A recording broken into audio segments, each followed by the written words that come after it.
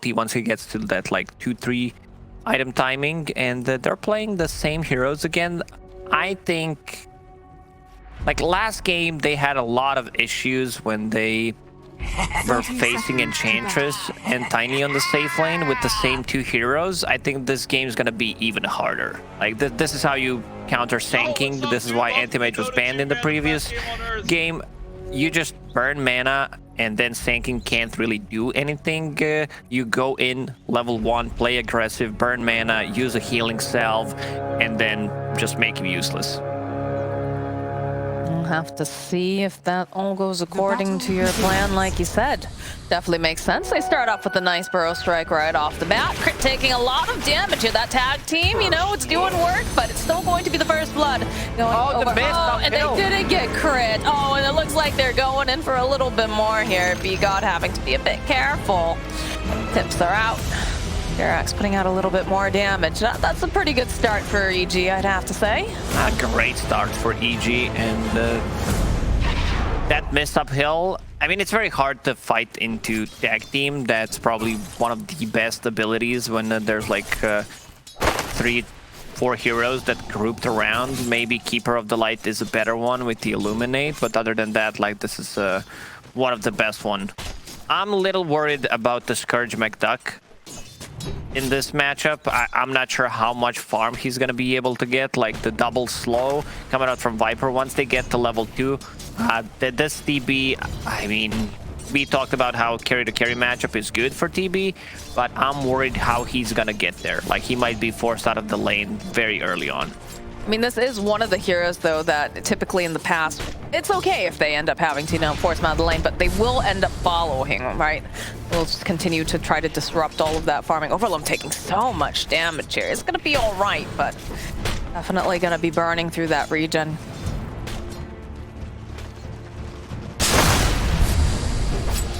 Oh, Jarek's top lane needs to be very careful. Also, because Shikuchi is now 15-second cooldown ability level 1 instead of the previous 12, so you can't use that aggressively. So far, they did a very good job getting level 2. They didn't get zoned out on the top lane at all. Sanking got level 2, and now they start playing a bit more aggressive. Now talk to me about the, you know, we've been seeing a lot of this Death Prophet. It's been getting picked up fairly early in a lot of these games. You know, how much of an advantage is it going to give them having this particular hero because she is so versatile with what she does? Like the silence, the value coming out from the silence is going to be big, and also pairing up Death Prophet with DB, allowing you to go in and either take Roshan early on or take the towers is going to be pretty big.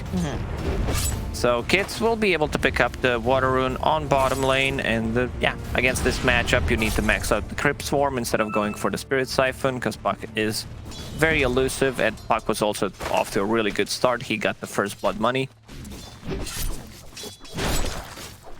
It definitely feels like we've got a lot of kind of, I don't want to say an adjustment coming out from EG, but some of those more comfortable picks, right? Like, because Crit's very well known. Ooh, being a little bit low up there on the top lane with Arteezy. But, you know, the Ovid Puck, obviously, you know, one of those heroes that definitely he shines on, Crit's Tusk and whatnot. Seeing a lot of kind of these more comfortable picks.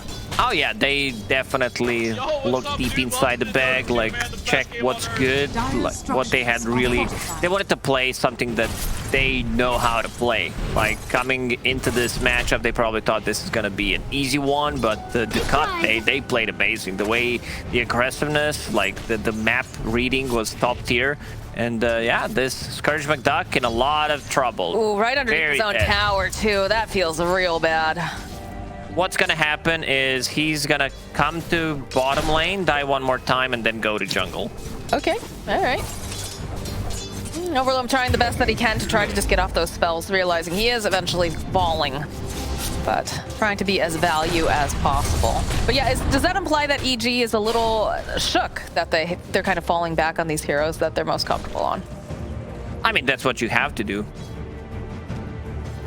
Considering the situation, just like you don't feel you can't lose this one, like you don't want to repeat what happened at the start of the previous tour. And they have Urn on the bottom lane. They have an extra charge, a bit low on HP on crit if he uses that Urn on himself, and he will crit, bringing just a boost of speed. But like, there's no turnaround play. There is Nightmare, but I don't think that's gonna save Terrorblade, and he needs to be very careful. I'd even say that it's time to get out of this lane, because he's not getting anything. He has 11 CS compared to Viper's 15 and 10 denies. Oh, this top lane is a bloodbath, but we'll have to go take off that bug, not fast enough. And there is a sentry placed over here, so 8 has to be careful because I don't think he recognizes this, though he's very aware of it now. Look at the sentry coverage coming out here. That is a kill for Arteezy. You've got sentries to your left all the way down there. And this is a solo kill, I mean solo XP, which brings Arteezy closer to level 6. He's gonna bring items to him. That's gonna be almost full power treads, and Arteezy with Ring of Health sitting underneath the tower should be pretty fine. Jarex even uses the healing salve just to get him back to full HP, because right now the Cut wants to play aggressive. They will use their mana and try to get some damage down on Anti-Mage. They can burst him down from 100 to 0, that's why he used the healing salve. Let's see what Scourge McDuck can do on this bottom lane now. Be interesting to see too if Abed decides he wants to get a little bit aggressive. Of course, this is the difficult thing when you're faced up against the Death Prophet, who also has the 6. If Abed makes this rotation, in fact, they're going to send crit over. I was going to ask if this was going to be the play here. As they use the Exorcism, a little bit surprised on this, but Abed does have to be careful. As they get a decent amount of damage, a little bit more hits. One more hit will actually do the trick for Abed if they can just close the gap. Abed's and they fine. get it? He's out. No, he's out. That Crypt Swarm, though, came a little close, I think. Surprised the first Crypt Swarm did not connect. It looked like it's gonna, but it felt like just a little bit off the mark. Jarex trying to deny himself, and yeah, he gets it. he will, but he will be dead for 25, and Overlom actually gets Abed. Was he just getting too greedy? Was he looking for like a rune or something? I was watching Jarex. Yeah, oh my goodness. Bottom tower Some of these errors coming out, very costly. This does, of course, now they have a Cardi wave. They'll be able to put pressure over onto the mid. No more Exorcism, obviously, because they've used it, but this is good. This is really good for Scourge McDuck, because he was getting some solo levels, because once Tusk leaves, he knows that he doesn't have to worry about the Viper solo killing him, so, well, let's see. Let's see. He's inside. He's very dead. Well, no tag team needed. I thought he's gonna TP like straight away once he gets the 2 charges. Maybe he was thinking there's gonna be a Nightmare save immediately. Just a false sense of security. I guess maybe just having that +1 made him think that he had yeah, that he feels safe. So yeah, 2 deaths on this Terrorblade. Always standing in terms of net worth. 2,300 on him, 3,200 on Anti-Mage, so already a big difference. Radiant's bottom tower is under attack. He seems to be doing a decent amount of time though here. Does have some nice CS. Still existing in the lane pretty well. Not exactly, you know, going to be super aggressive against Arteezy, right? Because this is an Anti-Mage. It's pretty hard to lock down. But the pressure is on over in that mid lane for sure. You can see that there's quite a few bodies kind of perched over to the side. In fact, Jerax does get spotted again. They do have a sentry down, but yeah, and he immediately pings that out. Feels like they probably want to keep some tabs on Scourge here. There is already a deep ward placed by Jerax, which is going to scout out where Terrorblade is farming, so if they bring Puck +1, this Terrorblade dies. I hear a Dream Coil, and I see Overloam is got the Nightmare out over on Jerax. Just going to try to buy a bit more time, but these plinks coming in from Abed should be able to clean up over onto the Bane. I'm gonna go for the Exorcism play over onto Abed. They don't have anything to cancel out the TP. Do they have the damage? Yes, they do. That was and they barely got that kill. And this is big, because they're now gonna take the tier 1 tower as well. Dire's middle tower. They did end up losing Scourge though, again. So, a little bit of a bright side here for EG. Nightfall managed to kill him.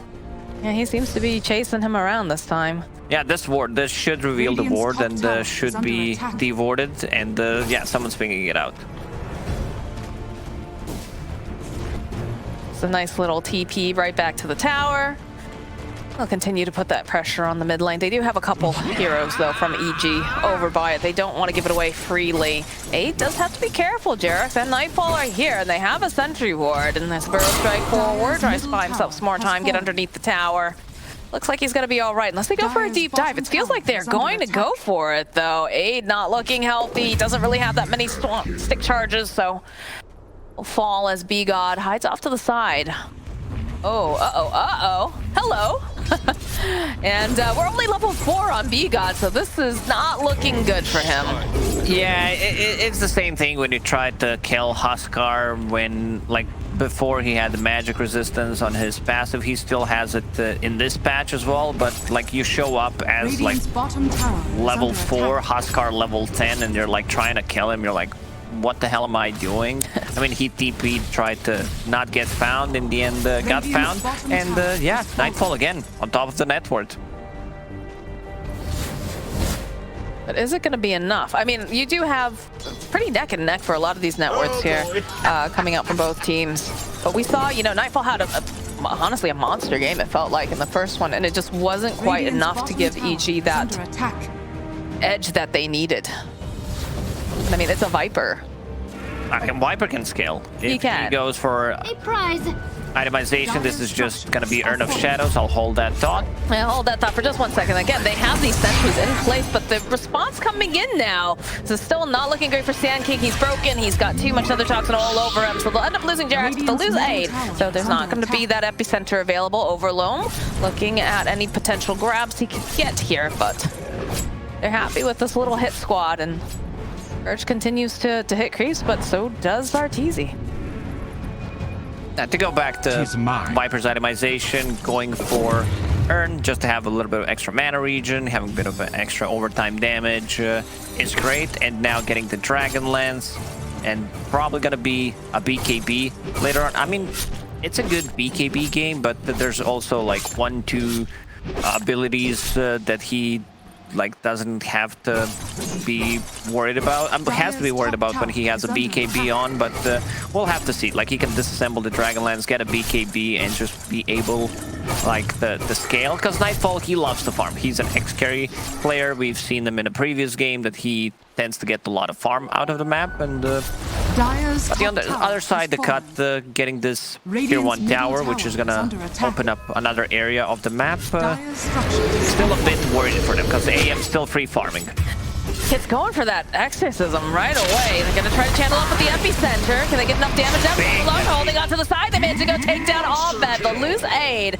There's going to be the Nightmare tossed out over here onto the Weaver. Scourge joining into the fight here. They get the silence off. They need a little bit more damage. They don't quite have it. So Jerax going to be allowed to live this time around as Nightfall starts stacking up that poison attack. But that is a Blink Dagger now completed for Aid on the Sand King, which will be very beneficial in the coming fights. Yeah, that's gonna be big. Looked like a big epicenter, and he got slowed down a bit too much. Jerax didn't get a kill there on a courier. AM, Battle Fury done. 12 minutes in, on top of the power treads. He's not joining any fights unless, like, the fights are brought next to him, and all he wants to do is continue farming, maybe use 1 mana void on Skywrath Mage, maybe that profit and get the health back to jungle and continue farming, because he still doesn't feel like too comfortable just joining, and there's no really point because EG's holding strong with the 4 heroes that they got. Where's the whole village here?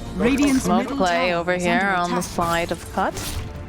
Jerax placing his body very forward over Loam, though. He was trying to just get some time to himself underneath that tier 1, but will end up falling from the aggression. But as I say, this Abed also sitting very low. That's another kill. Very nice stacking of these disables coming out from the side of the Cut. A little bit surprising there as Jerax creeping forward. Gonna walk into a couple of these heroes. Give a little bit of a chase. You have to be careful. The silence coming out from B-God, very, very powerful. Back Jerax. Now they have the dust.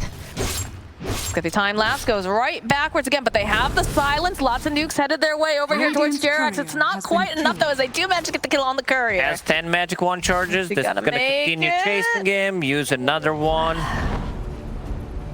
Do the I think he's gonna be able to outrun it. Oh, Okay. you didn't account for the Sand Kings there. I didn't either. And I don't think he did either. That was quite the chase, though. A lot of time wasted, a lot of time that takes the pressure off possible smoke ganks onto Anti-Mage. This is position 5 Weaver. This is what the Weaver does well. If he manages to survive there, like, it would have been even better, but yeah, it's still not a W for Cut by any means.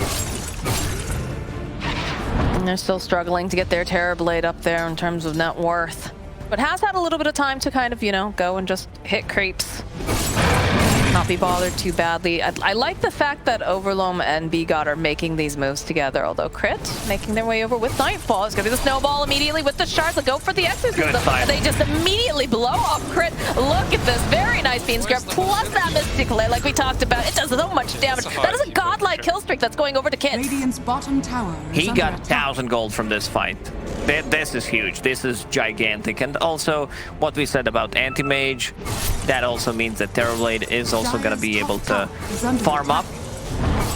Net profit, Yule's going to be completed. Thank you, my beauties. Terrorblade wants to join fights early on, like they want to be able to take the tower, so he has BKB queued up. I don't mind that, and because they have no abilities that go through like magic immunity that he's really afraid of. Once he gets the BKB, there is you know, Viper Strike, there is Tusk Punch, but he can still stand strong. His next item should probably be like Scotty, and then he's gonna feel like be a bit too tanky, doesn't care too much about AM. AM is gonna have a hard time just jumping onto the Terrorblade, needs to save the Manta style to get rid of the reflection, but there can be like silence from either Skywrath Mage or Dead Prophet. So for now, Arteezy just continues to farm up, which I think is the correct choice. Just be in the jungle, stay away from any kind of fights. I don't feel like he has much of a choice in general, right? With just the way that they're playing the aggression and what they can bring. Yeah, but when I say that he should stay, I mean the rest of the team should play without him. Dire's top tower Viper, is under BKB attack. done, disassemble the Dragonlance, 16 minutes in. That's big. And they know the EXO is down, so they are seeking for a fight right now. Yeah, look at this. Kit's just kind of dancing around a little bit. Does have the Yules available. Silence followed up here with the Sand King and the FP to do a lot of damage. Not quite enough though to take down Nightfall as they get the Dream Coil down. Crit looking for the opening, but they have a lot of damage. They're all just taking a bath in the middle of this Nether Toxin. Crit somehow still alive and eventually will fall. 8 already going down. They've got a bit of the hunt down. We do have Arteezy joining into the fight. He'll get the kill.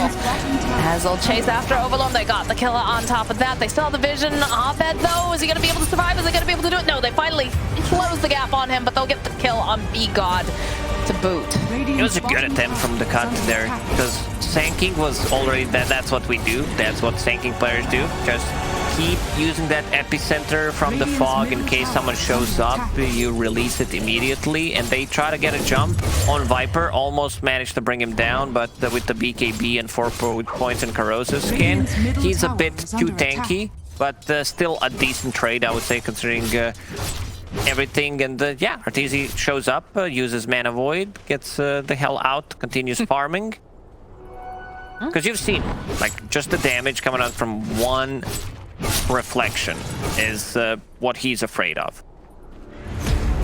Just been very powerful, but the cut is ready to go back in now. They realize Radiant's that... courier has been killed. Oh, 8's courier does get picked off. That smoke breaking. It's going to be crit, and again, the silence very powerful with these nukes. Where's the whole So village here? Where's the now you see him, now you don't. Pretty much. You're actually so good. This ward that he just planted is gonna get devoted. They had Sentry and Obs there. See Jerax trying to just be obnoxious. Try to mess with Scourge a bit. See, still is not Radiant's sitting bottom anywhere tower towards is under that top.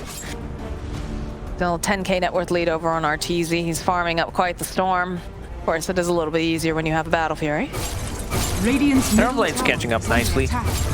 Decided to go for Manta style first. Philosopher's Stone, dropped for EG. I feel like every single time I watch EG play, Philosopher's Stone just casually drops for them. Such a good item. Definitely one of my favorites as a support player. I actually feel like I'm useful. Oh, when I for get sure. it. This is my item, pretty much. That and Tome of Knowledge. These are my two favorite items in the game. Thank God somebody thought of the support players. EG clinging together pretty tightly over here towards this mid lane. Carriage continuing to farm up, getting closer and closer though now. Dire are scanning. I'm interested to see what the next play is, where they decide to move, and they've been holding on to this middle area for quite a while. Have not been able to crack the middle tower completely.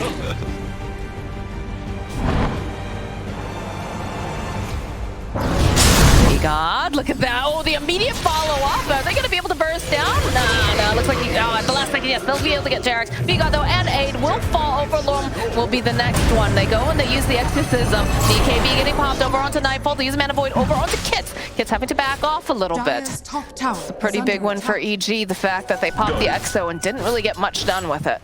Yeah, only Jarex died and they got the Exo, so great trade. They also got the buyback Under attack. from Aid and also buyback from B-God. This is what they've been using in the previous game, but they should be much more careful about this one.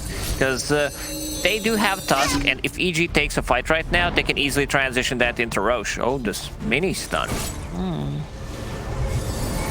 DP's coming out now. They really want to protect this tower. They're not willing to give it up without a fight. Again, the Exo is down, though. They have to be careful. See Nightfall trying to chip away over here at the tower. They can't quite get that denial off, so it is going to eventually fall. A little bit of a nightmare tossed off over onto Nightfall. Again, he's tanky, though. You have to be careful of that. They'll turn their attention over onto Crit. Silent and over on the back lines, Terrax, he will be the first one to fall. The epicenter getting dropped. They also dropped the Dream Core. Have to be careful, though, with that Nether Toxin. Yule's coming into play. Buy just a little bit more time, but they have too much damage. Aid will be the next one to fall. Crit will fall as well as Abed keeps trying to dance around, poking and prodding over here at Kits. But Nightfall's getting chased after by Scourge over on the back lines. They do have to be careful. They've got Spirit Sight out of and mana. Silence. They'll get the kill on Scourge.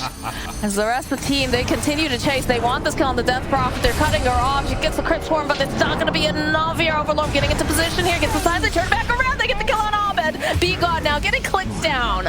And there's a little bit of a sleepy time here for Arteezy as he does get nightmared. And the rest of the side of the cut just flee. Yeah, still huge losses there for the cut. Terrorblade not able to get the Sunder off. His mana got burned. He overextended a little bit, and yeah, Sanking is doing a very good job. Every single time Sanking goes in, he uses Coil immediately on him, so he can't use the Burrow Strike and gets taken down. Also, there was no Exorcism in that fight. Once they get the BKBs on both cores of cut, it's gonna be much easier for them to fight.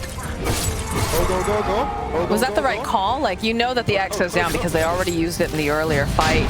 Should they have tried to take this without it, or was it just because the opportunity seemed to present itself? Like, I mean, they needed an extra lockdown, I think, on Tusk to be able to kill him immediately. He causes a lot of issues if he gets the snowball off. A lot of time is wasted, but they were kind of split in that fight. We saw them killing Jarex in the back lines. A prize. Also, was that like Viper or Sniper, considering the attack he's so far range? away, right? Yeah, he has Grobo, and he has a full Hurricane Pike now.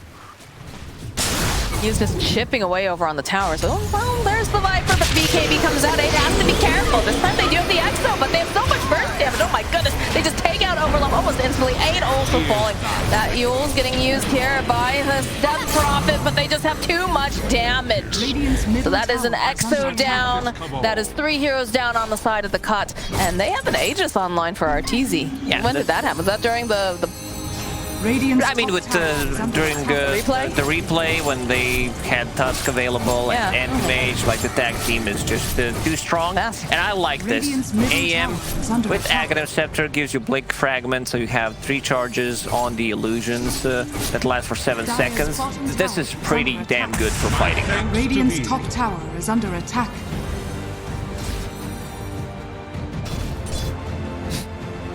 It's always fun when a hero can hit the tower from outside the view of your camera. Seems good. All right. Well, Dire's bottom 10k tower net is worth under lead this attack. time. You know, EG feeling a lot more Radiant's top confident, I have a tower is feeling, under but attack. Radiant's top tower has fallen. Yeah, this one's definitely, I'm gonna say, in the bag. Things are slowly getting out of control for the cut, but I feel like they need to do something. They have one BKB online on Terrorblade, one BKB about to be done on Dead Prophet. Age is still up and running for 3 minutes. Dire using scan. They knew someone was there and they immediately smoked. you're going to run into Overlong, Overlong. he wants to die. He wants to be able to break the smoke. This is the guy you want to. I mean, if he doesn't have to die, it's even better. But nah, I bet he's hungry. He wants the Bane. Although, oh no, they might turn this back around. The snowball coming through from Crit gets the punch off. They'll be able to blow up kits almost instantly. My goodness. That is the BKB completed, though. B-God running for his life. Doesn't want to let Arteezy touch his little wings here. But Arteezy, he's not going to let him get away. He's hoping maybe he can get the doll. No. The golems will not allow it. An aid here in the top lane. They have the vision. Jareth's already in position having that sentry. Can we just get the Yules, try to buy a bit more time, gets the Burrow Strike off. Is he going to be able to get out in time? No, they get the Dream Coil. They go and just make sure that that Sand King is going home in a body bag. Getting kills all over the place. Anti-Mage is getting out of control. Pretty much the perfect game so far from Arteezy. 0 deaths, going Scotty next. When you go for this Aghanim Scepter, you do consume a lot of mana, and yeah, I like the adjustment that they did, you know, especially against Skywrath Mage and Sanking, having that Anti-Mage being able to use like the counter spell, so these two heroes are never gonna feel too comfortable coming into the fight, and he was off to a really good start. Continued to farm up the rest of the team, taking off the pressure off of him, and now it's time to hit the high ground, especially with Viper having that shard. Discipline, guys. I like that one. I like that voice line. Dire's bottom tower is under attack. But yeah, we do have like those BKBs that are coming online now. Just finding the right angle, but you know, it feels like a reversal of the first game with the amount of aggression that we saw coming out from the cut. They feel a lot more subdued, and again, a lot of that has to do with the fact Terrorblade had a little bit of a difficult time during his own laning, and they played this very, very well on the side of EG. They really did. I mean, they completely shut down TB. Oh, if they can get Scourge McDuck. They can't. He's a bit too speedy, so this will be fine. Overlong dying one more time. He still manages to get this Ether Lance, even though he has a lot of deaths, so very impressive, I would say. You know, playing Bane and get like 20-25 minute Ether Lance on Bane is pretty damn good. I mean, he was impressive in the first game. Both he and B-God on these heroes. Very in control of what they're doing generally, so. A little bit more difficult when they are behind. But we do the Blink Dagger picked up now for Crits. Kits has to be very, very careful. I feel like the positioning of this Death Prophet has been very, very forward, and it's very scary to be this forward, but I guess who else are you really going to send, right? Maybe send the Sand King, try to get these openings. In fact, that's exactly what we're doing, but this Nether Toxin is proving to be very difficult to have to deal with the big AoE. That is the tower down, though. Now the cut. Figure out how they want to approach this. Aegis does get reclaimed, though, so that is an opening, but the Scotty is complete for Anti-Mage if he wants to go and buy. Yeah, problem is all their lanes are pushed in, so they can't go for the smoke play because it's going to be easily scouted by EG, like you see these creeps approaching, so it's very tough. They might have like one more fight in them possibly. If they lose it, they just lose the game. And trying to make the play over on Nightfall. Again, very tanky. Meadow gets popped on, plus the Exo. BKB as well coming out here from Kits, but has to be careful. It's very, very far forward. The rest of the team is not that close. All he needs to do is walk away, wait for Exo and Meta to go down, and just go in and take that fight. Yeah, look at Abed, his positioning here. Aid wandering by the spot to see the illusory orb, but the rest of EG over on the low ground. Herax trying to get a little bit more information. The double damage is activated over on Arteezy. They have to be very, very careful. Abed looking for the opening, gets the silence up over to Overlong. He's going to fall. Now the back line, we get the kill onto Jerax. Follow up here with the Yules here, trying to buy some more time here. The Sand King, though, is not looking too healthy as they'll end up losing. Kits over here on the side. And this is looking like a very dead V-God to boot. That's a high IQ play for sure. Dire's middle tower. When it's time to call it, it is time to call it because I don't think they have any more business in this game. Is under attack. It's a rough one. Like, they popped 2 of their big ultis. They wanted to go for the fight, but there was no follow-up from Sanking. There was no Fiend's Grip to hold them in place. And yeah, now EG is going to take care of the rest of the barracks. That's going to be 2 sets. They can't finish the game because there's still a tier 2 tower on the bottom. I mean, this is the EG that fans were hoping that they would see, right? Like, this is... First game was pretty surprising for a lot of people, but this time... showing why they're one of those top teams here. Scourge just has nothing left, is not going to be able to do much other than just try to hit back a little bit.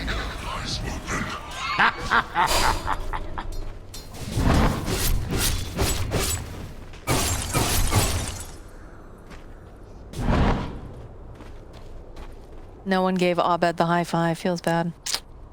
Hate when that happens in my games.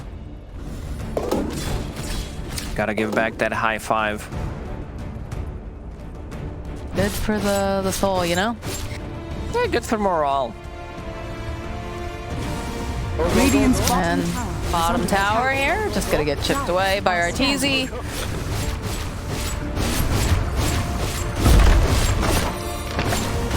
Got the rest of the team smoked up around him, just in case they try to do anything a bit cheeky. bottom tower has fallen. The E-Blade has picked up on Abed. So, feels like EG firmly in the driver's seat here. 22k net worth lead. And the Cuts just kind of scrambling to figure out, okay, we maybe have like one last hurrah in us. How They will give it a shot. They have meta up. They are very close to Scotty, I believe. Yeah, Terrorblade has career already near the secret shop. Needs to farm 100 gold. Needs to be careful that his courier does not get sniped at the secret shop once it has the payload available. Yeah, he's definitely taking the safe route. Butterfly completed now, 4 AM. This is a very stacked Anti-Mage. Been like a 9, 0, and 8 AM. Whenever you play against Anti-Mage, there's always like this pressure on you that if you are not doing well early on, and if he's getting the free farm, that he's gonna outcarry you. And I mean, this is exactly what happened in this game. You're hoping and hunting right now. Jerax shooting up immediately. Okay, Abed over onto the cliffside. And the illusory orb does get silent. Gonna be the exorcism coming out, and they can see Abed over here. They're gonna try to get enough damage over onto the puck, but he's able to just go jaunt himself out of existence. No, but the follow-up. All right, they'll be able to take down Abed. That's a good opening right here, but look at Arteezy. Look at him beelining right down to this area. He wants to go and hit some buildings. The Roche is not up. Someone has to go deal with this Anti-Mage. No, look at his illusion positioning. Already knows where someone's gonna TP. Forces Sanking to use the Sandstorm, forcing the glyph out of them. The Cut, they went straight into Roshan pit, but unfortunately they're a bit of a longer spawn, still 40 seconds until he's back in the pit. Showing some fighting spirit at the very least coming out from the Cut. Still very, very difficult for them, but that was probably one of the better pickoffs that they could have gotten. The Anti-Mage is the big one, though. And there's just a gem on the ground. Littering. Somebody go pick that up, please.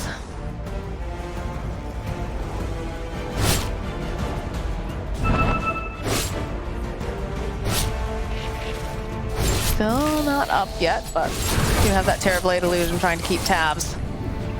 Side device is completed, though, now for Viper, so that's even more control. It'll be difficult to deal with. The puck's gonna be up in about 5 seconds, so. And Puck has Eon Disc available once again. He got caught in the previous fight. There was like no real follow-up. There was no snowball save. Ooh, And look at Arteezy with the They're aggressive poking. Yeah, there it is. play. There's the sheep stick coming in hot. Throw strike is nice, but not going to be able to quite do enough as Kids and Overloom have already fallen. Now Sand King running for his life. They have that Dream Coil over onto the back lines. Abed gets the kill on B-God. And they have BKB already popped over onto Skirt, but they're going to end up losing Crit 8 to the next one to fall. Multiple buybacks coming out from the cut. So Abed plinks away over here at this one. Illusion, another silence getting thrown out. They have to be very careful. Very careful indeed with that Hex coming out. They know Overloom is one of those lockdowns. B-God will fall. Overloom next to go. Buyback coming up for Death Prop. Oh, he can drop it low. They get the kill over onto AM though is the question, as he is silenced, but they need more lockdown. They need to be able to hold him into place, and they don't have it. Aeon just will get popped now over on Abed. So they'll send back a couple more of these illusions. They just needed one extra stun, one extra silence. Abed? Question mark? Question mark? There's also Gem on the ground right now, so they're going to be able to pick that up. 80 seconds without Abed. He does not have buyback. He's going to have it in 5 gold, so all good, while the rest of the EG are going to go inside the pit. I thought they might like smoke and try to contest it, but it's going to be a bit too late. Where's the whole village? They're smoked up. They're running over to the pit. Did they... How close is that? Pretty important here. Oh, stun up over onto Jerax. Okay, they'll take down the Weaver, but they already have the Aegis online now for Arteezy. So he's going to blink forward. Start chasing after Kits here. They'll throw out one of the illusions. See over the back line. Oh no, Kits is already just blown up. They'll get A2. The buybacks now coming out from the puck. He wants to be a part of this, but Scourge is going to be able to teleport away with that BKB. This is going to be very difficult for them. They're not with some of these big team fight ultis that are very important. B-God also, this is not looking good. He's also downed. Just the Bane and the Terrorblade left, and I don't think they're going to be able to hold this by themselves, especially not with the way that Arteezy is just aggressively playing. Yeah, this is going to be the last set of barracks. EG pretty dominant in game number 3. About to close it out. They got mega creeps. Playing 5 versus 2, 6 versus 2, considering there's Aegis on Arteezy. Apple's gem seems to be pinged a lot, but no one wants to use it. Radiant's middle tower has fallen. The damage is being dealt over to the tower. You just don't have enough bodies here. Plus that Hex coming out over onto Scourge. That's going to be a walrus punch up in the air. Well, I'm just evaporate. Scourge is down. The buyback, though, not willing to give this up without a fight. This Ancient is just crumbling. And they'll put off a little bit more damage over to us, but it doesn't matter. At that point, it was just